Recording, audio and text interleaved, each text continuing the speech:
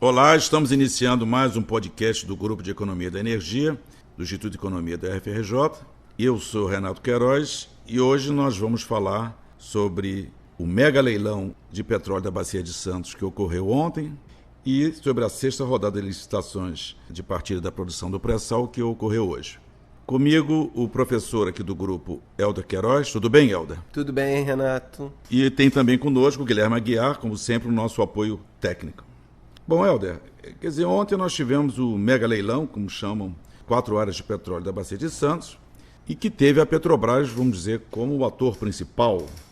Arrecadou em torno de 70 bilhões, mas que isso corresponde talvez uns 2/3 do que o governo estava esperando, lá dos 106, 107 bilhões. A área de Búzios, que era considerada a mais importante, a Petrobras, com o consórcio das duas chinesas, foi o único a fazer a oferta. Teve uma segunda área de maior interesse, que é Itapo, né?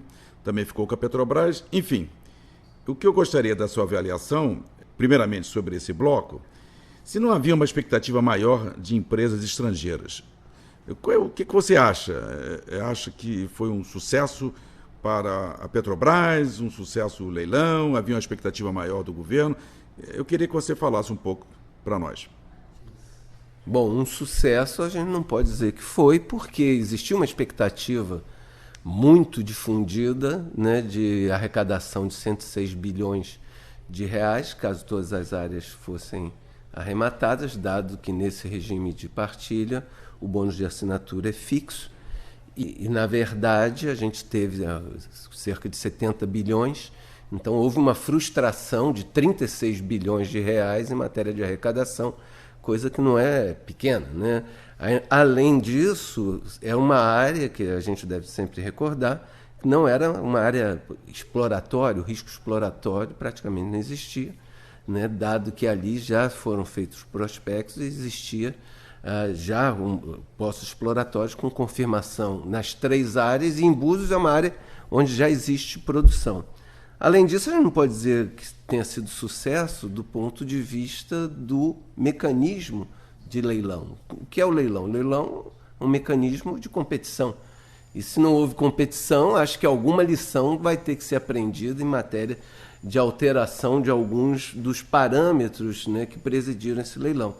Em particular, eu acho que 2 problemas principais apareceram, né? Primeiro, um equilíbrio que não se revelou atrativo para as empresas entre o valor fixado para o bônus e o percentual mínimo de partilha, né? Houve uma preferência por uma maximização de arrecadação no curto prazo, daí uma fixação de um bônus muito alto. Eu acho que, em particular, na área de CEP, que não foi arrematada, que era da ordem de 20 e tantos bilhões de reais, isso realmente afugentou, digamos assim, alguns dos investidores. Então, talvez fosse mais interessante fixar um bônus menor para permitir a entrada, inclusive em matéria de competição, de outros consórcios, e isso não aconteceu. Então, a gente ficou com um percentual mínimo de repartição da parcela lucro-óleo a ser partilhada.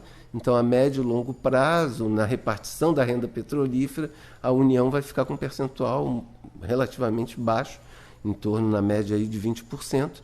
E isso foi um fator, digamos, também, que acabou complicando, né, esse equilíbrio, repetindo, né, entre a fixação do bônus de assinatura e o percentual mínimo.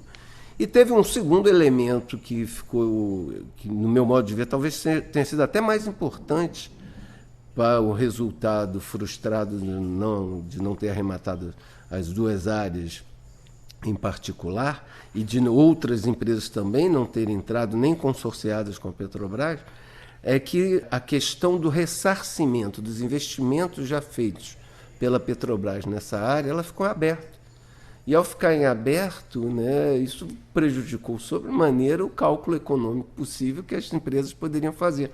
O ficar em aberto significa o quê? Que depois, caso elas tivessem arrematado essas áreas, teriam que negociar com a Petrobras esses valores. Ora, a gente está tratando aqui de investimentos da ordem de bilhão, de dezenas de bilhões, e ter um elemento a mais de incerteza, no meu modo de ver, foi uma falha muito importante da organização desse leilão.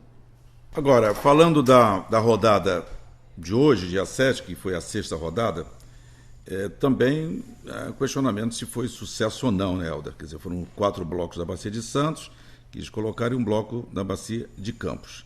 E aí eu já faço uma pergunta de considerações que eu tenho escutado, que a condição da Petrobras de ter preferência, o direito, né, de preferência, pode ter influenciado também nesse resultado de leilão, né? Eu já coloco também para você, se eu realmente mudar essa regra, não acaba sendo uma intervenção também nos negócios de uma empresa que tem ações de mercado. Quer dizer, se o governo for mudar essa regra, será que também não é uma intervenção na própria Petrobras, que não é uma empresa só estatal, é uma empresa de mercado aberto, tal? Quer dizer, será que o governo vai passar para esse tipo de caminho? O que você acha sobre essa sexta rodada? Ao longo do tempo, o regime de partilha já tem sido objeto de revisões, né? Primeiro, a Petrobras tinha a exclusividade e era obrigatoriamente a operadora única, como era chamado. Isso foi alterado já em 2016.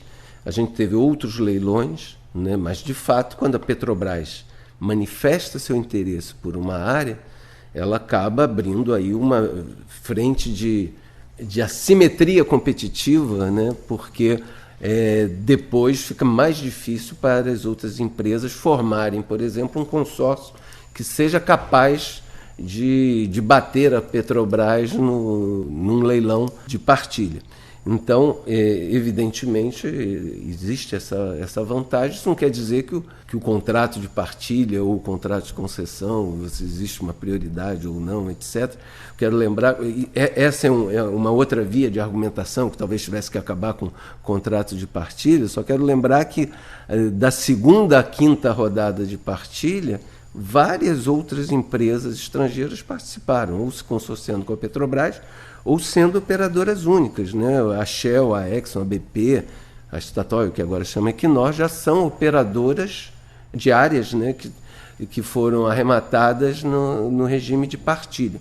Então, de fato, a preferência introduz um viés competitivo, e acho que pode ser um elemento a ser revisado, mas, evidentemente, isso vai ser mais uma lição a ser considerada a partir do resultado que ocorreu nesses 2 dias, né?